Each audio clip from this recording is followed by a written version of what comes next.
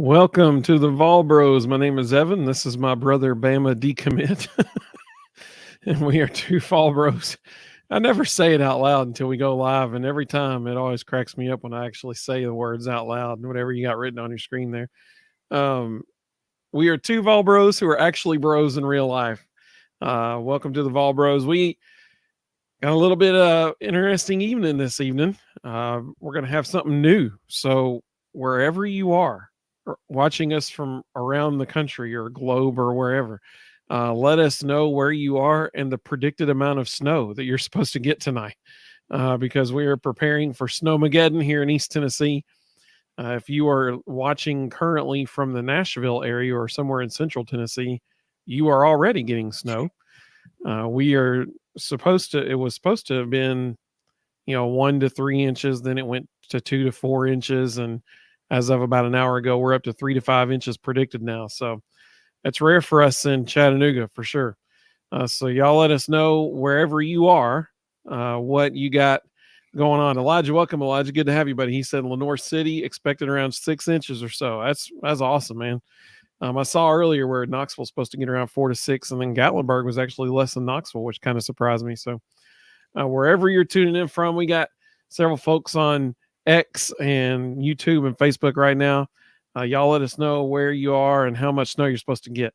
Eric, welcome, Eric. Good to have you, buddy. He said, I live in Oneida, and we are supposed to get 3 to 6 inches tonight into tomorrow. Yep, it's supposed to snow all day tomorrow, all day long. So that's exciting. I'm assuming it's not going to impact Tennessee's game against Florida Tuesday night, but I don't know. Crazier things have happened, I guess. 6 inches of snow in Knoxville could do some stuff. HT14, welcome, HT14. Good to have you. He said, I'm in Chattanooga, Tennessee, as we are as well. He said, we're expected 2 to 6 inches. Yep. Zach, welcome, Zach. Good to have you, buddy. Zach said he's in Athens, and it's saying 2 inches there. So all over the viewing area. We're going to have some snow this evening. That's super exciting. Always beautiful to see snow falling, man. It's so peaceful. Welcome. I'm trying out a new lens this evening. We'll see how it works out. I think it's going pretty good so far, the way it looks. I got a 30 millimeter Sigma lens, 1.4 aperture on the camera right now on my Sony A7 IV. So if you want affiliate links to those, I'll try to remember to put them in the description later on. Let's see. HT14 said, where in Chattanooga do you guys stay? I'll tell you what, you send us a message and we'll tell you, so we don't just publicly put on the internet for everyone to tell them where we live. How about that? We're in the Chattanooga area. So message us and we'll let you know. We hope everybody's having a great evening. Yesterday was a little bit of an up and down roller coaster for the basketballs. So Rustin, what was your immediate take? By the way, they did win. Let's start there. Tennessee won the game.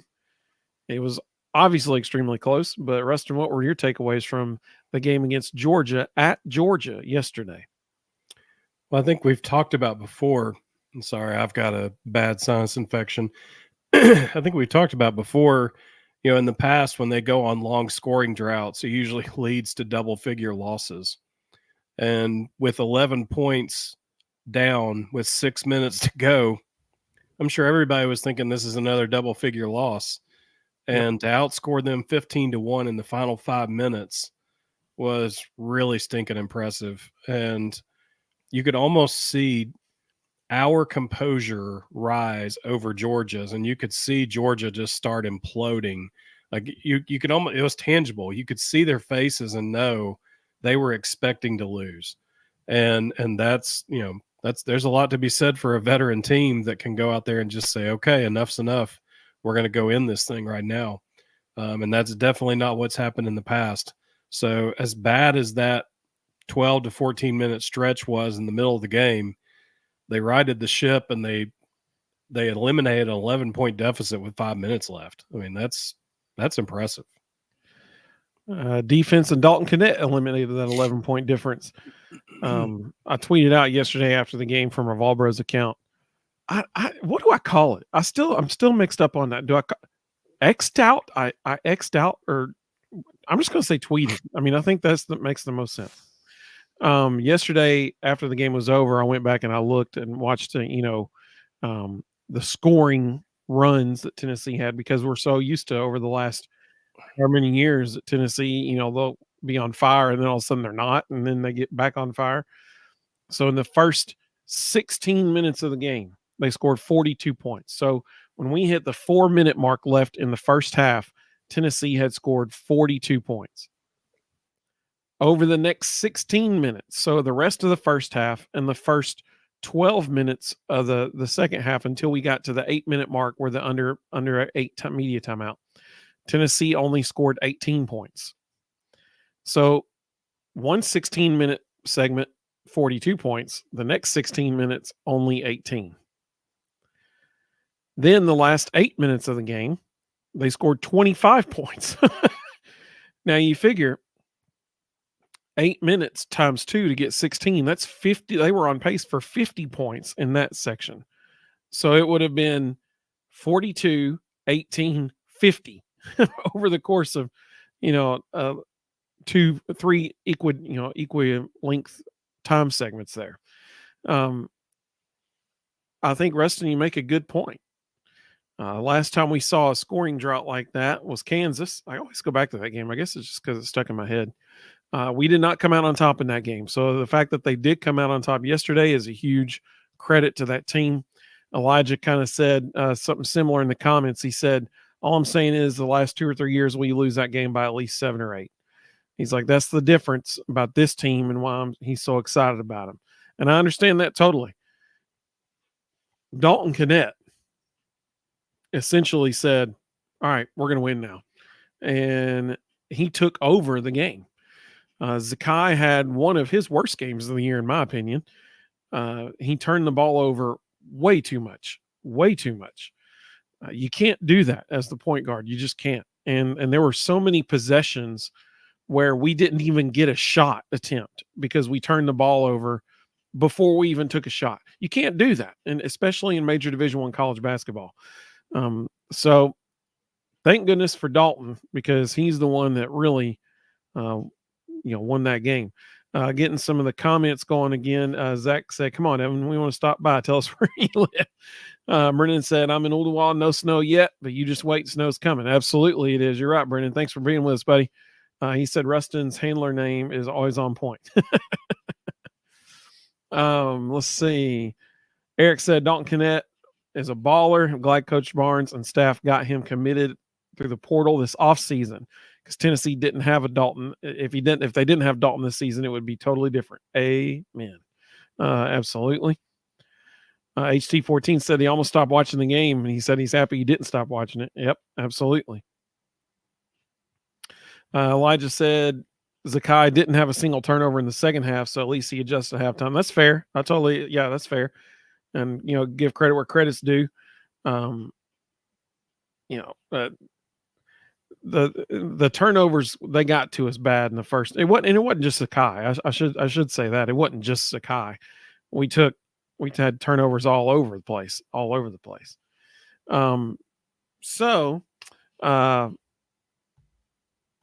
Having said that, I'm going to do player of the game first, because I think that's probably pretty easy. Rustin, who was your player of the game? And if you're joining us online, whether you're on YouTube or X or Facebook, let us know in the comments who your player of the game was, because I think we probably all got the same person. I think I'm going to have to go with Jordan Gainey. That's an excellent pick. It's an excellent choice. Yeah, I think when the entire second half became the Dalton Knecht show, it was pretty much a done deal at that point. Absolutely. Elijah said DK by a country mile. Totally agree. Zach said DK is his player of the game. Totally agree. Dalton's my player of the game as well. The man took over the game. Like he took it over. He hit 5 threes in the game. And I mean, he was the difference. He was it. Without him, we do not win that game. The thing that blew my mind is, how many times did we just go high ball screen and just say, Dalton, just go attack the basket? And Georgia knew what was coming. Like there was no surprise.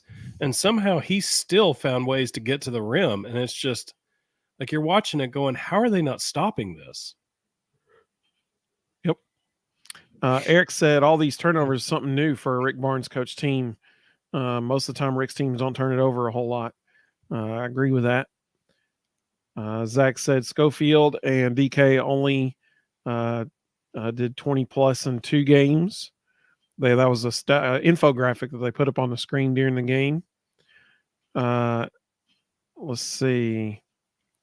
A couple people talking about, did DK start off cold? He actually hit his first 3 threes of the game. His first 3 attempts, he connected on those. Oh, no pun intended with connect there. That was a good one. Dalton, Eric said Dalton's his player of the game by a lot.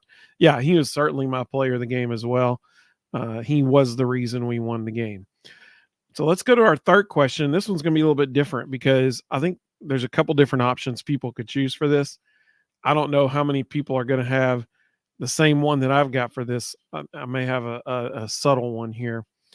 HT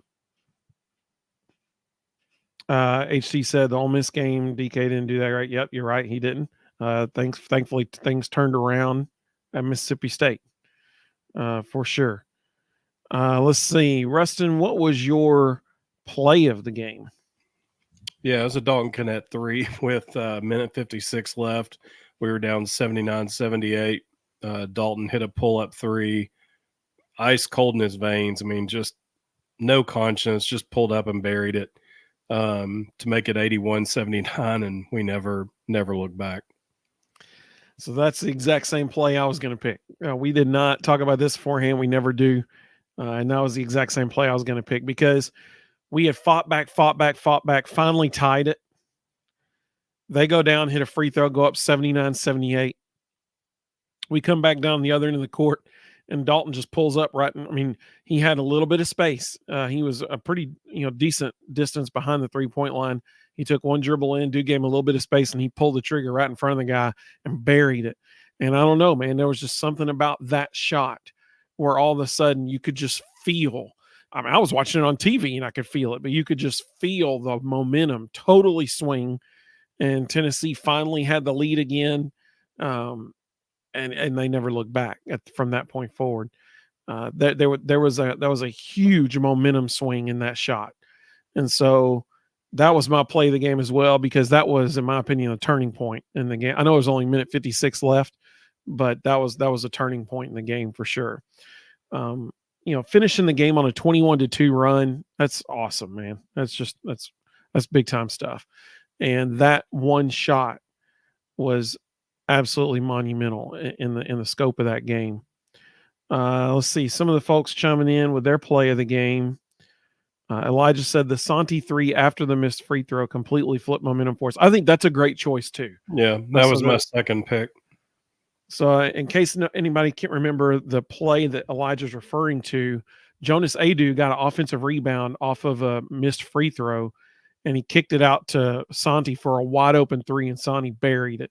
That's the play Elijah's referring to, and he's right. That was a huge momentum shift, absolutely. Zach, Zach, why am I not surprised, man? This has your play written all over it, doesn't it? He said Zakai Steele, which he did just pick that dude's pocket so bad, right in front of half court. That's the play that Zach's talking about. It was in the first half.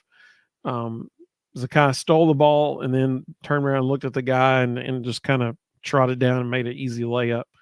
Gave the guy a big smile as he was heading down the court there. Let's see. Eric said, I got the same play as Rustin. That was an awesome play and a big part of the game. Totally agree. And like Rustin said, I mean, that was his 5th 3 of the game, just ice in his veins, man. Just buried it right in front of the guy. Zach said Georgia was being too cocky with all the shimmy moves, LOL. We got the last laugh. I 100% agree with that. Totally agree with that. What was that dude's name? I can't remember. It was the one dude. He was the one guy doing all of it. Now he did make a good, which, yeah, he had a dunk over Triple J, but it rolled in. it wasn't even a clean dunk. The ball actually came out of his hand on the rim and then it rolled in, so it wasn't even like a clean dunk. But HT14 said Blue Cane. I think you're muted, Rustin. Sorry. No, it was the Demary kid that did the shimmy. Blue Cane's actually a really good shooter, a really good player. I hope in a couple of years we have a spot for him. He can transfer home. He's from Knoxville, played at Knox Catholic, went to IMG his last year of high school. Rick Barnes just didn't have room for him, but love to see him transfer in at some point. He had a big shot late in the second half. It was a 3 right in front of the Georgia bench. Yeah. Let's see here. Elijah said, oh, great question. Great question, Elijah. Elijah said, my question for you is Zakai Ziegler a first-team All-SEC point guard? Yeah. I don't know that there's anybody else you could make a better case for. There's a couple of really good point guards in the league, but I think if you look full stat sheet, there's nobody that's putting together the numbers Zakai is. So it's interesting that you asked this, Elijah, because I was literally thinking this during the game yesterday. Like this was coming to my mind as I'm watching it. Like, is he going to be the first team All-SEC point guard? Because I mean, let's be honest. The first few games, so that was their third conference game. Tennessee's 2-1 in the conference now. The first 2 games against Ole Miss and Mississippi State, especially the Mississippi State game, or maybe I'm thinking of the Ole Miss game. Zakai was the reason why we were, playing as well as we were. He controlled the game both times. Yesterday in the first half was the first time that we really saw him, I don't know, struggle as far as like protecting the ball and stuff. But his defense is always incredible. Will Warren, if you don't follow Will Warren on Twitter, I would strongly recommend that. It's at Stats by Will, and he tweeted out something exactly what I was thinking the other day. During the Georgia game, there was one play where Georgia was not able to get the ball to their point guard until there was 14 seconds left on the shot clock. Now, just so you know, that was after a made basket. So the shot clock started at 30 seconds. So for 16 seconds, they were trying to get the ball to their point guard to initiate their offense, and they couldn't because Zakai was denying the ball so well. It was very, very impressive. Immediately, Stats by Will Warren tweeted out a clip of it saying, this is incredible ball denial. And I mean, it was amazing. And they ended up rushing a shot at the end because it took them literally over half the shot clock just to get the ball to their point guard to start the play. So that's one thing about Zakai that, I love the fact that a lot of people, they play really great defense, but it never really doesn't get, might not get noticed as much as their offense. Zakai's doing a really, really good job on both ends of the floor so far through the first 3 games of the SEC schedule.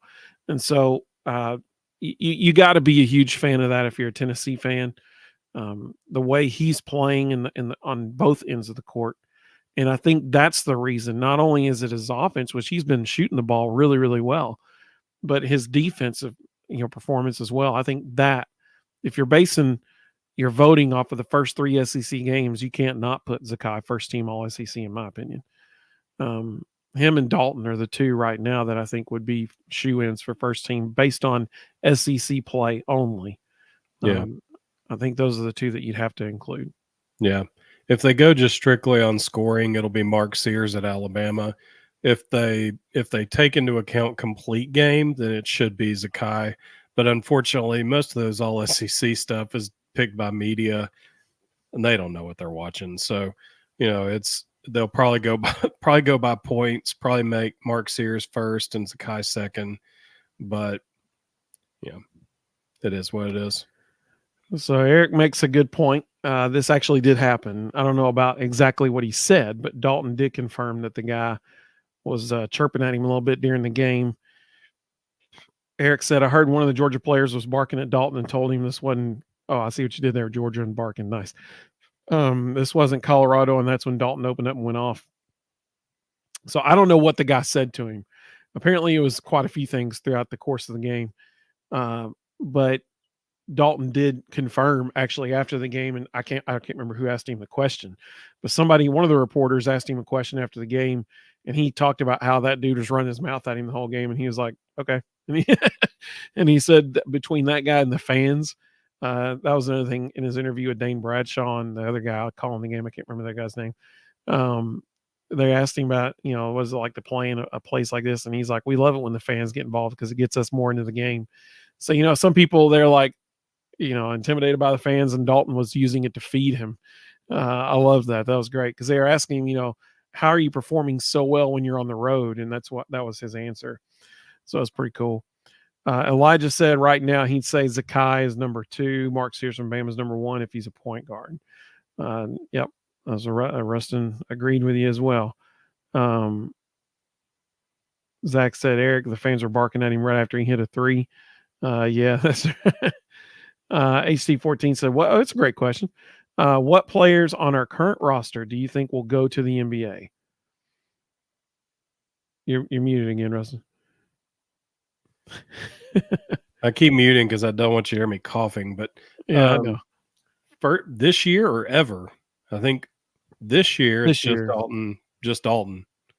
I think Santi's gonna have a really good career in Europe. He's got the European game written all over him.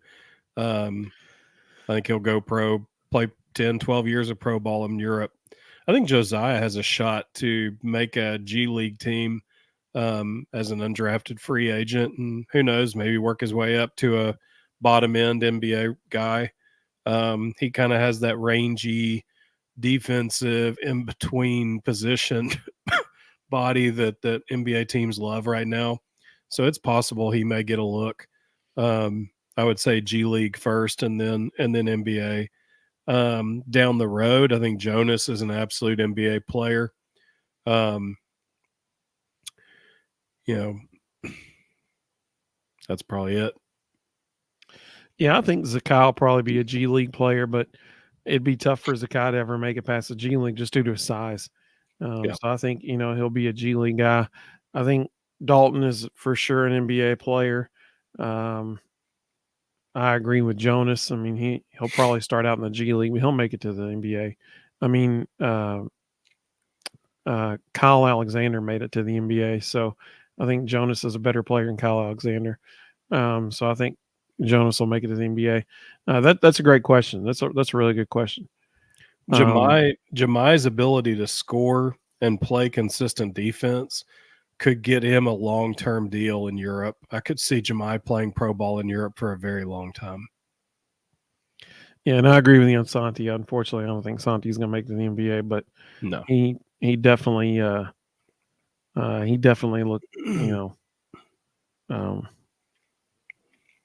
definitely has a European game. And Zach just said, look at Trae Young. He's small, but he's good. Yeah, that's true. I think Zakai's probably a little bit smaller. He's a lot smaller, and he has a lot shorter arms. Trae Young's lanky. He's like Steph Curry. He's had a long career of finding ways to get to the basket and score off the bounce. That's not Zakai's game. It's two very different players. So Brent, welcome, Brent. Good to have you, buddy. He said he's coming from Shelbyville, and they got 4 to 8 inches predicted. The ground's already covered. So if you're just joining us on YouTube or X or Facebook, we started the show out by asking everybody, where are you and what's your predicted amount of snow for tonight? We're in Chattanooga, and we're predicted. Actually, it just went up to 3 to 5 inches. So we're right outside, the Chattanooga area. So 3 to 5 inches predicted here. So let us know where you are and what you're looking at snow wise this evening. It's exciting. Hopefully everybody's power, holds out for them and everything like that. Elijah said Dalton is 100% lock for SEC Player of the Year. I know that for sure. Okay, so here's the thing. They're going to pick SEC Player of the Year. Well, let me back. I should not say that. I should say they're supposed to pick SEC Player of the Year based on SEC play. I think that helps Dalton to an extent, because a couple of the games he had there where he was not playing well would not factor into it. But I don't know, man. There's a lot of good players in the SEC. If Dalton keeps averaging 30-something points a game, then yeah, no doubt. He's SEC Player of the Year. They'll give it to him for sure because nobody's going to be averaging that many. I think it's safe to say he's definitely in the top 5 and maybe in the top 3 right now for sure. No doubt about it. But I can't call him a lock for the Player of the Year just yet because we're only 3 games in to a long schedule. I mean, we still got half of January and all of February. So, I mean, we're still looking at least 10 more games, maybe 11. I can't remember. At least 10, maybe 12. It also depends on who finishes first. The SEC media are really bad about, regardless of who the best player is, choosing the best player on the team that finishes first. Let's see. Elijah said ZZ is a different kind of small. Yeah. He said Trae Young 6'2", ZZ is 5'9". So guy might be 5'9" if he's standing on a couple of books. Dester, welcome, Dester. Good to have you, buddy. He said he's in Rickman, right outside of Cookville, 6 to 8 inches. Wow. So y'all are gonna have a whole bunch there. I bet it's already started there too, because it's moving across Middle Tennessee. So I bet it's already there. It's about to start here probably within the next hour. So I'm excited to see it. I told my wife Ginger, I told her earlier, it's so beautiful watching snow fall. It's so peaceful watching it fall. So I'm excited. Man, I'm getting deep and philosophical on the Ball Bros tonight about this snow. I'm pumped, man. I'm excited. Let's see. Elijah said Dalton has to be the front runner right now. No doubt about it. Now, I do agree 100% with that. If the voting was today, yeah, Dalton's the Player of the Year in the SEC because what just happened, he just scored 37 points in a game. So yeah, if the voting were today, I 100% agree. He's the guy because of what just happened. How much did he score against Mississippi State? Was it 28, 26? I think it's 28 because he had 28 total, 26 in the second half. Yeah. So, I mean, dude goes 26. He didn't score that much against Ole Miss, but he scores 26 and 37 in back-to-back games on the road in the SEC. Yeah, he's the front runner, no doubt, right now. I agree. Let's hope he just keeps doing that, right? Let's just hope he keeps it up. Elijah said, realistically, he should be number 2 in National Player of the Year odds. He's got some tough company there. Kyle Filipowski at Duke's going to be tough to beat. There's a couple guys at Carolina that, you can make a case for. Zach Edey. Yeah, exactly. I mean, it's going to be really tough to beat out Zach Edey. Yeah, I mean, there's a couple guys at Kentucky that are playing really well. Yeah, that's going to be tough. That's going to be tough. I hope he wins. That would be amazing. Let's see.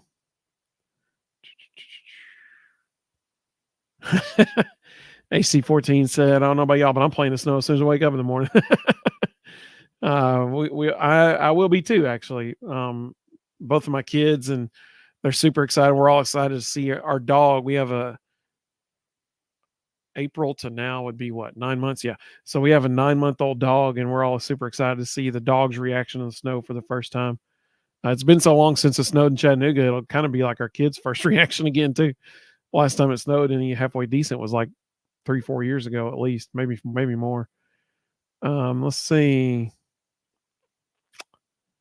Dester said Dalton's the best player in the SEC, maybe in the nation. I mean, it's hard to argue that based on what we saw yesterday, but we do have to remember that we did see games like Norfolk State, and where he didn't hardly score anything against Norfolk State. Against Ole Miss, he struggled against Ole Miss. So uh, if he consistently does what he did the last two games, like against Mississippi State and Georgia, then oh man, he's got it locked up for sure. He's got to be consistent. That's the thing. And that was another thing, I'll mention this about yesterday. It was driving me crazy. And I tweeted this as I was watching it in the second half. Dalton was the only guy offensively who was consistently hitting shots the whole game. Like we said, he started 3 of 3 from behind the arc, and he was consistently hitting shots the whole game. And when we went in that huge lull for 16 minutes where we only scored 18 points, I don't know why in the world, especially the first 10 minutes of the second half, I don't know why in the world every trip down the court, unless somebody was just totally wide open, the ball should have gone into Dalton's hands. He should have touched the ball on every single possession. I don't know why in the world they weren't doing that. But when you got a guy who's the only guy on the court for your team who is consistently making shots, the ball has to touch his hands every possession. And it didn't. For 16 minutes, we only score 18 points. What would have happened if they had gone to that sooner with him bringing the ball up the court? I think I think that's the remedy. If they go through another one of these long scoring droughts, a remedy might be Dalton bring the ball up the court. I think that they got to at least try it to remedy that. Let's see. Oh, Rustin, your wife just liked our show. Hey, Amy, it's good to have you with us. That's what I'm talking about. It's the first time she's ever watched.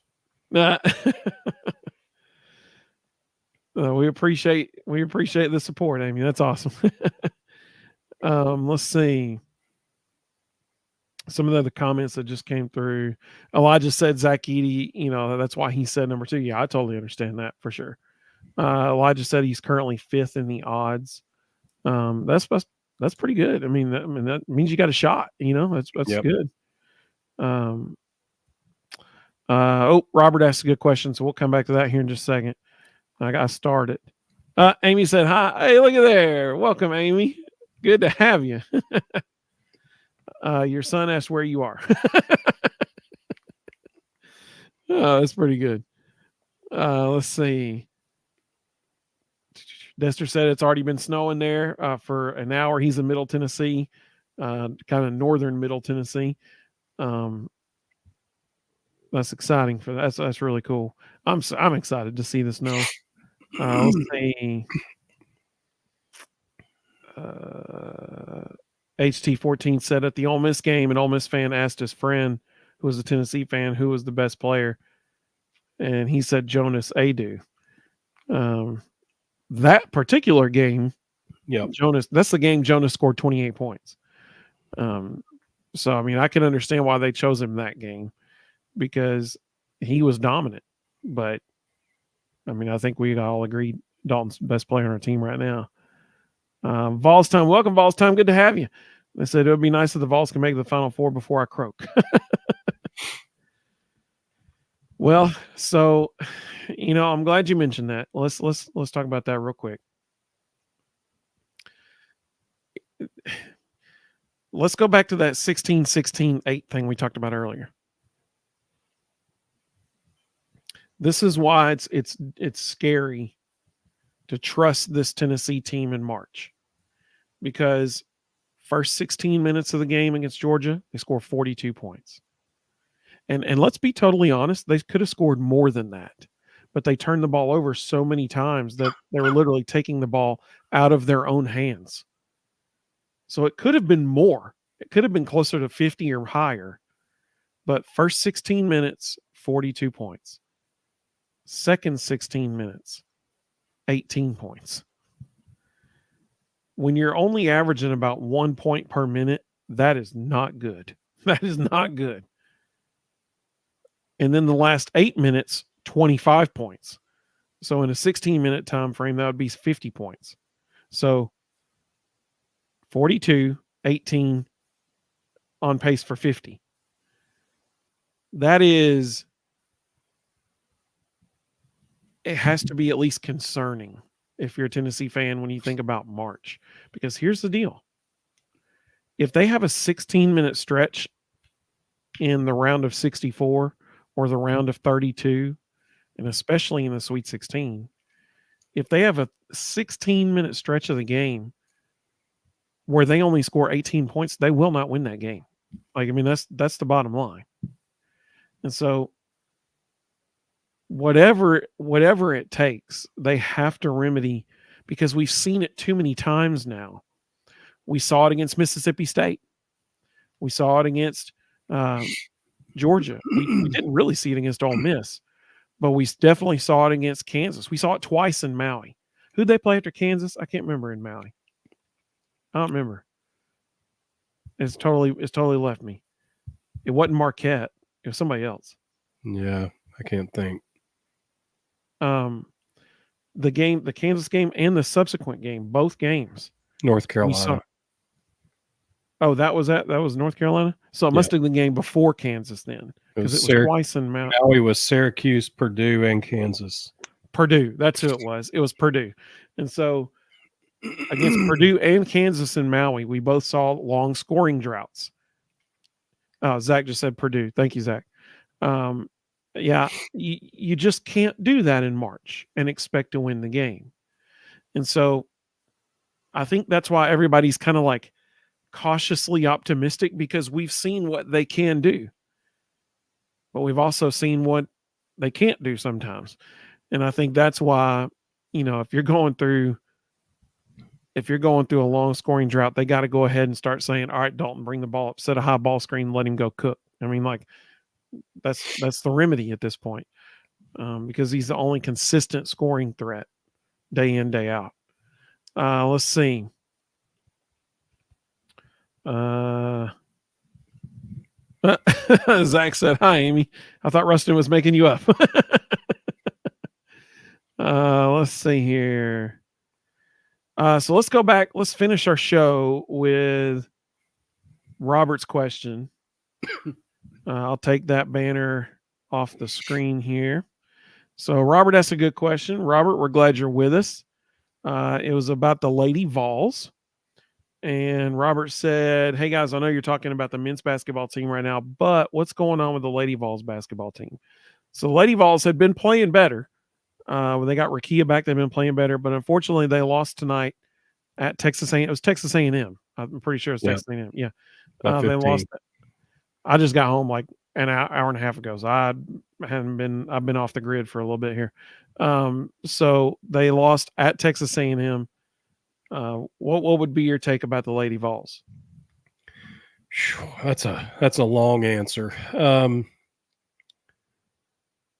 So it's hard for me because I'm a little too close. I coached college women's basketball. I coached high school women's basketball for a total of about 16 years.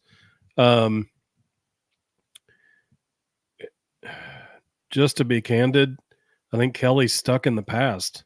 I think she's a little bit like Rick Barnes in that she is trying to play bully ball too much, and the game has passed her by. And if she doesn't change her philosophy, they're going to be a middle of the pack team forever. They're going to beat the weaker teams they're supposed to beat, and they're never going to beat the athletic teams because they can't out-athlete them. And I'll give you two examples. Jewel Spear transferred in from Wake Forest, two-time All-ACC, 1,300 career points, averaging almost 16 points a game over that time she was there. Second all-time in Wake Forest three-point history. She's our number 3, sometimes number 4 scorer. She's averaging 12 a game, and that's only because every once in a while she just gets selfish and hoists a shot because she hasn't touched the ball forever. And we've relegated her to a spot shooter. we took the athleticism completely out of her. At Wake Forest, they played a wide open system. She got to fly around. She got to attack the basket. That's how she scored 1,300 career points. And we said, you're not going to be an athlete here. Jillian Hollingshed. This is the more glaring one to me. I doubt anybody on here got to see Jillian Hollingshed play in high school. I saw Jillian's entire high school career. She was in our region. We played her 2, sometimes 3 times a year. I did a lot of scouting for our basketball coaches when I was there, so I watched her several times. A lot of people would be surprised to know that when Jillian was at Holy Innocents, she was one of the top 3-point shooters in the state of Georgia. Which is saying a lot because it's the state of Georgia. And it's Atlanta, where, the region she played in Atlanta would have 15 to 20 Division I signees annually.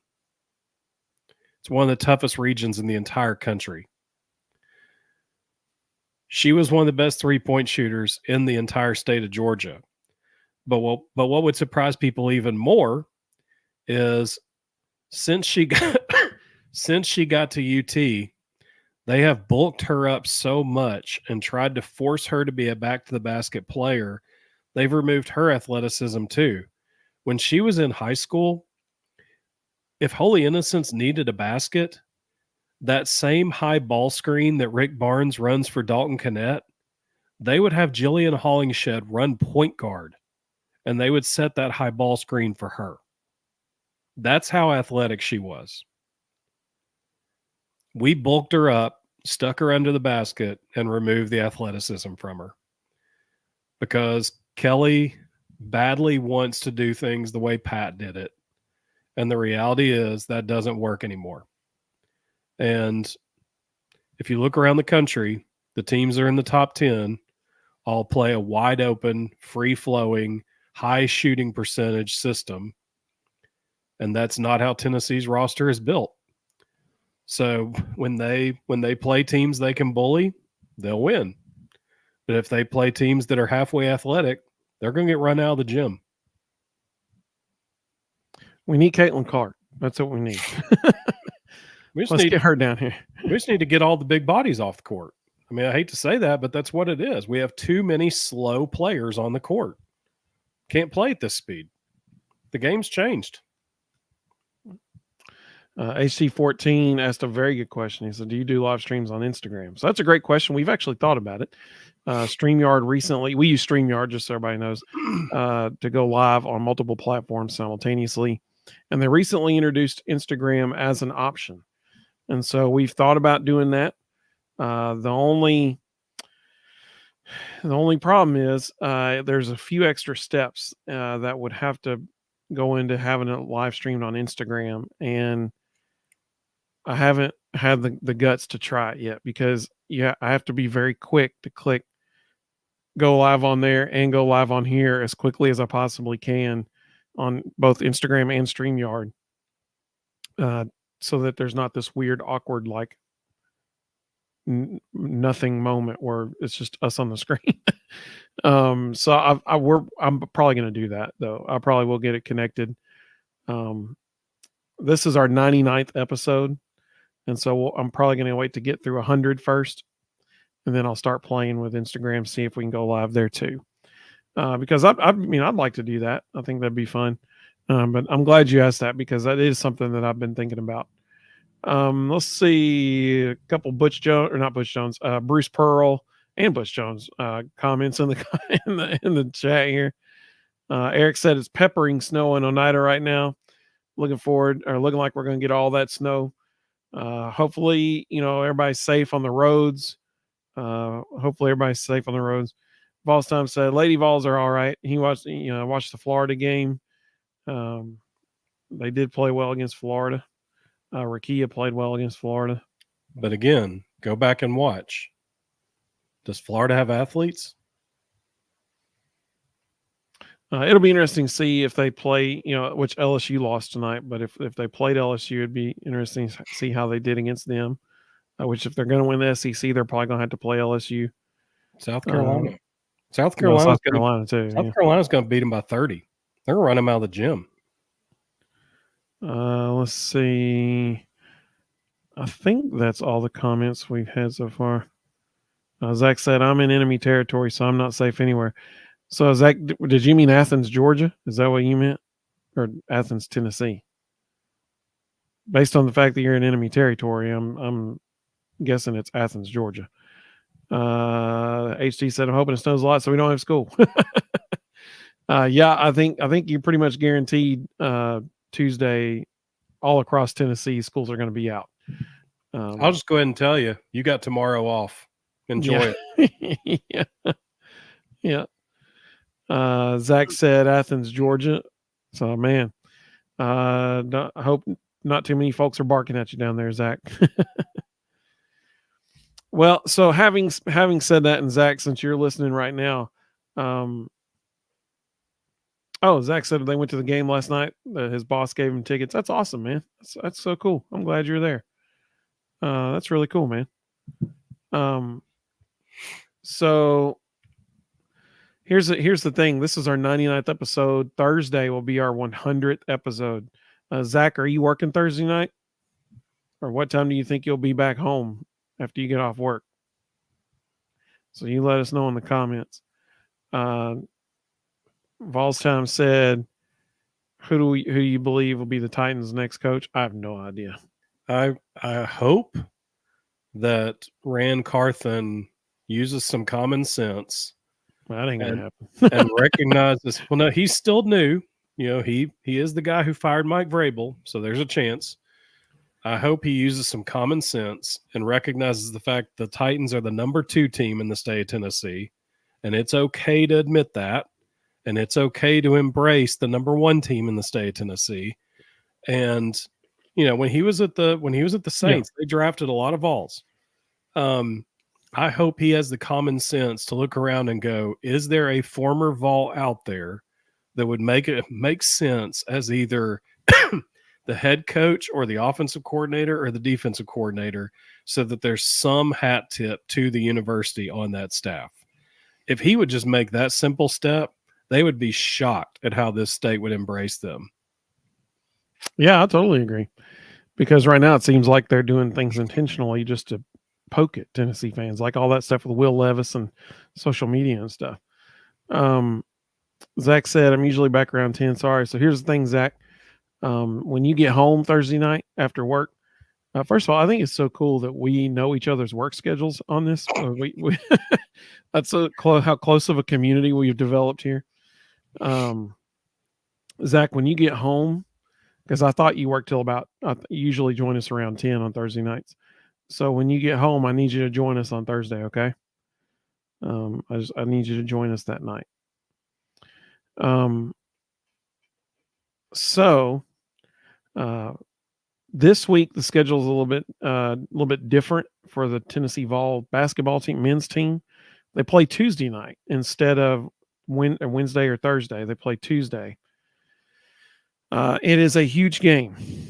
It's against Florida at home. Florida, Zach said, if we're still on, he'll be here. We'll still be on. It is a huge game Tuesday because, y'all, Florida's playing extremely good basketball right now. They mopped the floor with Arkansas this weekend. Yesterday, I think it was. They are playing very, very good basketball. So if we felt like Georgia was a tough game, if we felt like Mississippi State was a tough game, the best team of those 3 teams I just mentioned, including Florida, we might be playing the best of them all Tuesday because Florida's playing really, really well. Thankfully, it is a home game. But hopefully the same Dalton Knecht that we've been seeing, on the road, hopefully he shows up at home Tuesday night because they need him. I believe it's a 7:00 tip. I could be wrong on that, but I'm pretty sure it's 7:00 tip off Tuesday night in Thompson Bowling. The Food City Center at Thompson Bowling Arena. HT14 said, "Are y'all seeing the Lions versus Rams game right now?" I'm not right now, but as soon as we finish this, I'm going to go down and watch it. So Zach said it is. It's a 7 o'clock tip, and then 12 o'clock on Saturday. Thank you, Zach. I appreciate that. So 7 o'clock Tuesday night. Now that's not going to change anything for Rustin and I. We're still going to go live on Thursday, even though it'll be two days after the game. That's fine, and so we'll still go live on Thursday. But that's our plan. Rustin, do you have anything else about yesterday that you want to say or anything like that? Oh, No. hang on. I'm sorry. Your banner name just reminded me. Thursday night we were talking about how Tennessee was getting a visit in football from the Alabama tight end who had entered the transfer portal.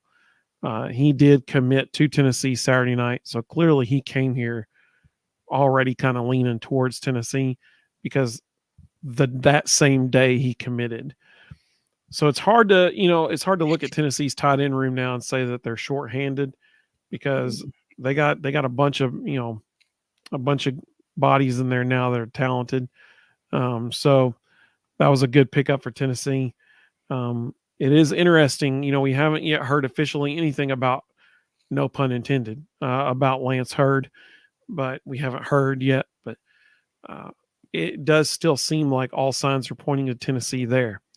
There was another person today that entered, actually about an hour ago, because it was about, maybe 2 hours ago, because it was about 45 minutes before we went live.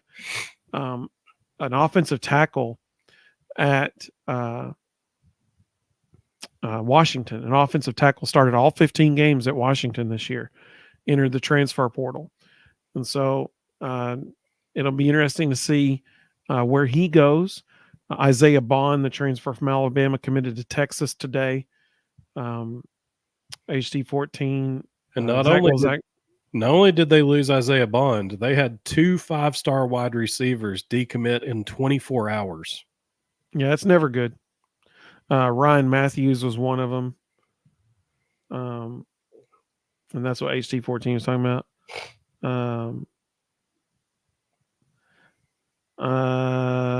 There's about to be a lot of really good players because the whole Harbaugh fiasco hasn't gone down yet. Washington just hired Jed Fish.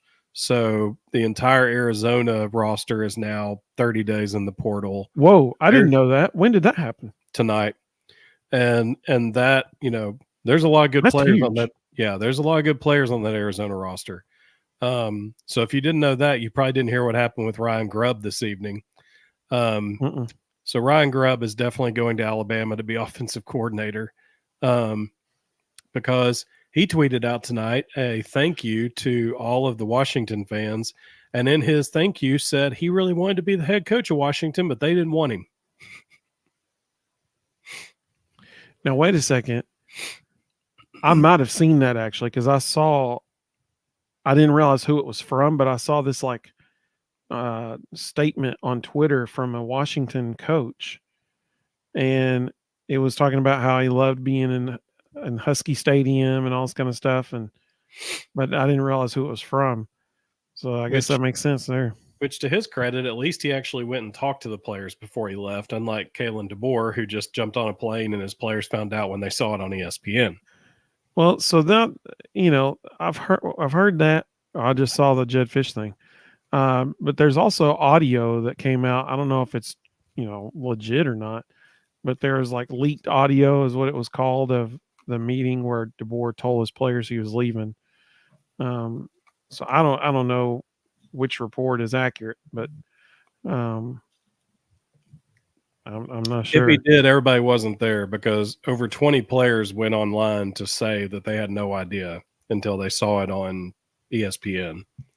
Two of them filmed themselves. They were in the training room getting treatment and saw it on the TVs in the training room. Apparently, J.J. McCarthy declared for the NFL draft tonight, so there's another reason why Harbaugh's gone. Let's see. There's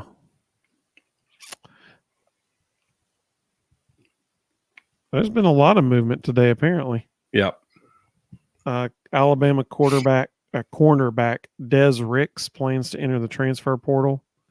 He was a 5-star recruit in the 23 class. Will have 4 years of eligibility remaining. A whole lot of stuff going on. Let's see here. Oh yeah, Zach just talked about that too. They're Alabama running back. Who was that? I just saw it. Roydell Williams is transferring to Florida State. That's a good get for Florida State. Mm-hmm. HC14 said Caden Salter would be a good quarterback for any team needing a quarterback. I agree with that. Apparently somebody at Liberty also agreed with that, and they dished out some money to keep him there. Yep.